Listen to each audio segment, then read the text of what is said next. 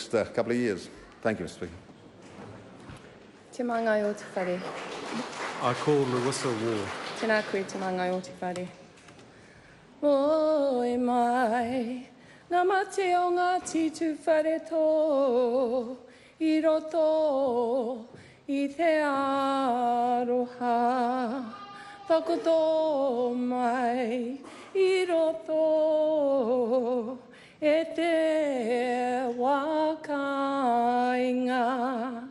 Ka heke I aku ka mo ngā wairo mata. O e ngā mati o Ngāti Tūwharetoa e tū ohu aku nei. I sing that lament on our behalf for our whānau who are with us today, for our whānau across our 26 hapu, for our whānau who are part of a collective group who participated in the process that the Crown has enabled since 1975. We had 100 Y claims. And so I sing that proudly because I stand here as an uri of Ngāti Tūwharetoa, incredibly proud of the legacy that our tūpuna have left us. And I acknowledge for all of us, our whānau who have passed on, but they passed us this legacy of representation, this legacy of actually being staunchly Ngāti Tūwharetoa. I was thinking about what to say today, and I've decided actually it's not really my words that I want to share with us today. And so I found an interesting quote, and it was written by Edward Jenningham Wakefield in his book Adventures in New Zealand, and he talks about the King of Taupō. And so on the 1st of January 1842, at Te Hiohio the Great's village in Te Rapa, he conducted an interview. And at that time, Te Hiohio was being besieged by many people who wanted him to sell his land. And this is what is quoted in this puka puka. And I quote, "If this be your wish, go back and tell my words to the people who sent you.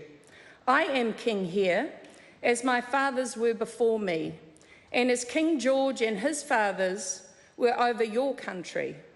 I have not sold my chieftainship to the governor, as all the chiefs around the sea coast have done, nor have I sold my land.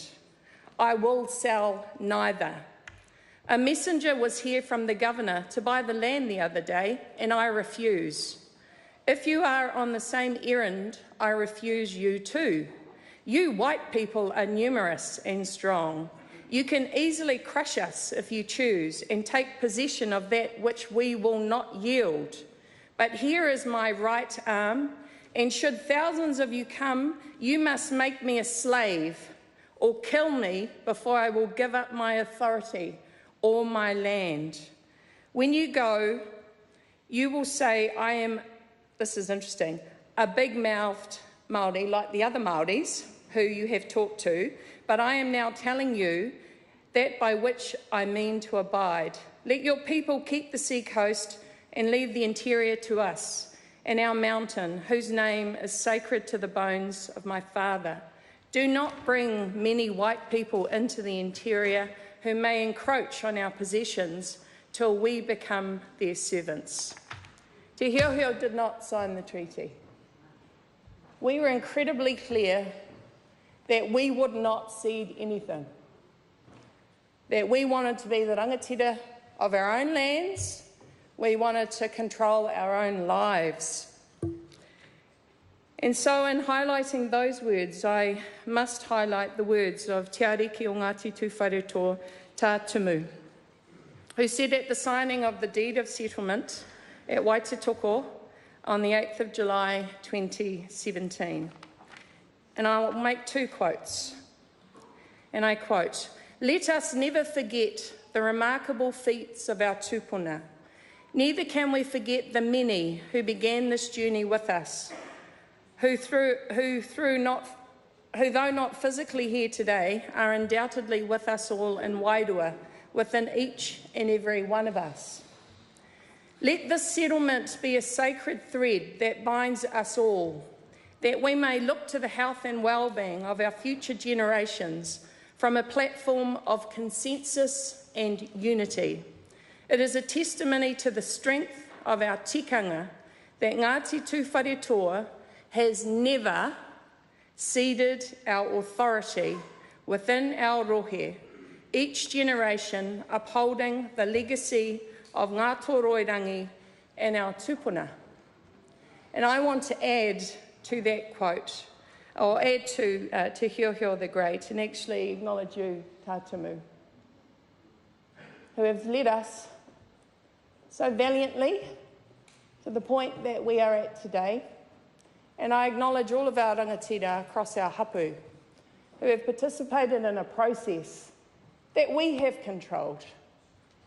And I do want to highlight through the treaty settlement process, we have amazing opportunities before us.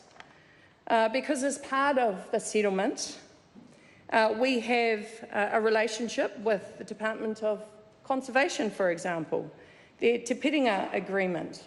We will have opportunities with the Waikato Regional Council and the Taupo District Council through our Te Kōpua Agreement. So there are many opportunities yet to be realised. And I think that the foundation that we have and the partnerships that we have and the opportunities that we have are significant. And I want to acknowledge all of those rangatira who will be leading us through that process into the future. So kia kaha to our te kotahitanga o Ngāti Tūwharetoa reps. We have much to do, but I know that we have the capacity, we have the intellect, but more than that, we have the heart and the legacy, which means we will be creating opportunities for future generations. I just want to take the last couple of minutes of my contribution to echo the words of Tā Tumu when he signed the deed of settlement, because it was an acknowledgement actually of the process. It was an acknowledgement on that day of Minister Finlayson and Minister Flavel, and I know today he would add Minister Little to that list. It was an acknowledgement of the Crown negotiators, both on the Crown side and on Tūwharetoa's side. And I acknowledge Sir Michael Cullen, who's here with us today, and the others. It was an acknowledgement of the officials within the government departments, and it was also acknowledgement of the Crown Forestry Rental Trust. And so, in thanking all of those who have been involved from the negotiation perspective, I would now like to highlight the role of the Māori Affairs Select Committee. And I want to specifically acknowledge our Chair, Reno Tirikatene, and the members of the Māori Affairs Select Committee. We undertake that work with incredible pride. And in fact, when I first came into this House, I sat next to the Honourable Parekura Horomia for 3 years as a member of the Māori Affairs Select Committee. It is the most humbling work that we could ever do, because in fact it is our truth and reconciliation process, and it's an opportunity for us actually to acknowledge what happened in our country and the fact that many of us were killed. We had land stolen from us, and with our land we had our culture and our language taken from us. And through colonisation, we were supposed to assimilate, but we never did, and we never will, because we are strong and we are proud.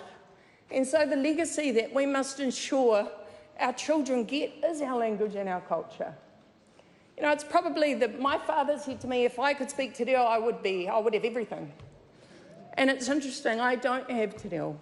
It was beaten out of my dad, and he wanted to protect us.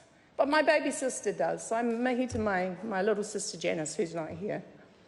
But the right of every one of our tamariki mokopuna going forward is to know our history, to learn our reo, so that we can continue, I believe, to stand on the shoulders of our ancestors, our tūpuna, who have brought us to where we are today. Nō reira, tēnā koutou, tēnā tātou katoa.